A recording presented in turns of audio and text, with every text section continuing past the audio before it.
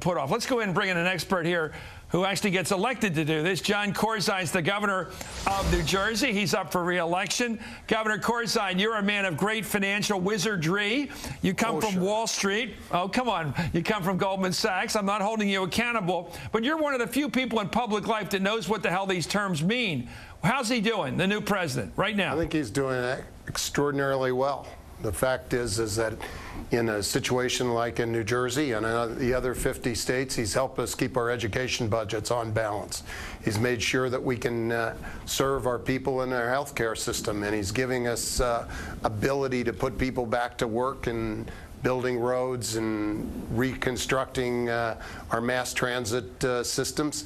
You know, he's, I think, stabilized at least the immediate worries about the financial system. It's not a perfect fit yet, but based on what I see going on in financial markets over the last 3 or 4 weeks, he's actually done a great job of getting what is a terrible mess that he inherited into a more stable period. And I think people feel that. They feel good about his leadership. You know, people, I think, I agree with you. I watch the polls, too, and I get the reaction. People do like the action. They like the fact he's out there pushing for things like health care, like education, getting the government in a stimulus mode. But they don't like the tax end. You've had your own experience with property tax deductions. Do you think he's actually going to get away with taking away itemization so you can't write off charitable contributions 100%? I think that particular issue is going to be a thorn that he's going to have to deal with. But as all of us who have to deal with comprehensive set of problems and come up with comprehensive proposals, you know, there's some give and take that allows for you to get to the heart of what you're trying to do. If he gets to reform of health care and he takes a step back on deductibility of expenditures on charitable giving, I think that'd be a pretty good trade.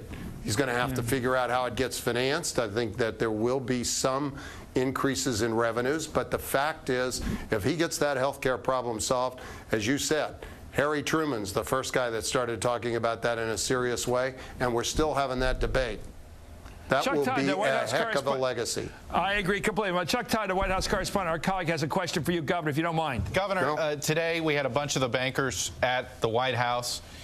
And I've had a couple of folks ask me this question to ask and pass on. You're a finance guy. Explain how banks are able to borrow all this money from the Fed at some point at very low interest rates, 0, even less than 1%, and yet people feel like they're not getting that discount passed on to them, for instance, on the credit card interest rates. Explain that disconnect of why a Citigroup will borrow at such a low amount of money, under 1%, and yet the interest rates on a lot of people's credit cards have actually gone up.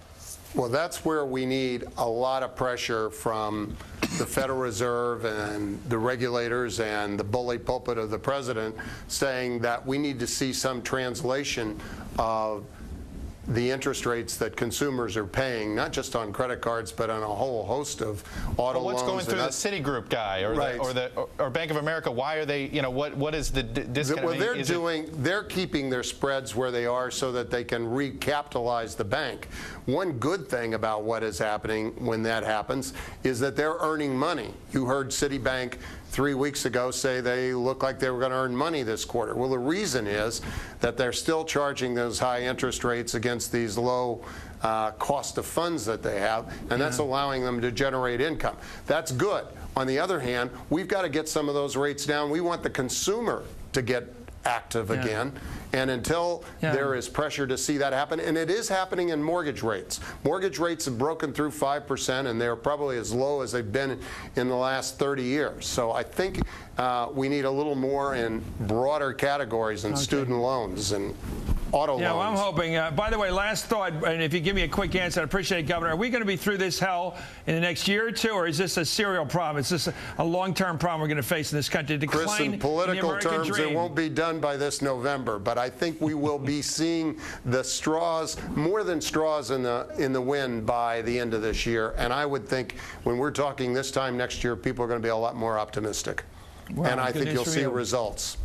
Well, you know your stuff. Thank you, Governor. Thank you very much. We're going to talk about gambling some night on this show because I think every governor I know is going the Jersey way. Everybody thinks that the way you get money is through the idiot tax.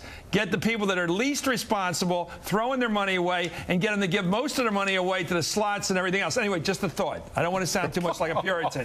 Anyway, no problem. I also am bored out of my mind even watching those people with the Dixie cups. I don't know how they do it with the golf clubs. He's got to run for re-election in New Jersey. I'm going to let you keep on talking, Chris. This is not one I'm touching. These people with the Dixie cups filled with quarters and the golf clubs, they do it all. I was in New Jersey one time giving a speech at 9 o'clock in the morning. They were there at 9 o'clock Sunday morning. Anyway, thank you, Governor. It's not your fault. You didn't invent it. It's Trump's fault. Anyway, up next.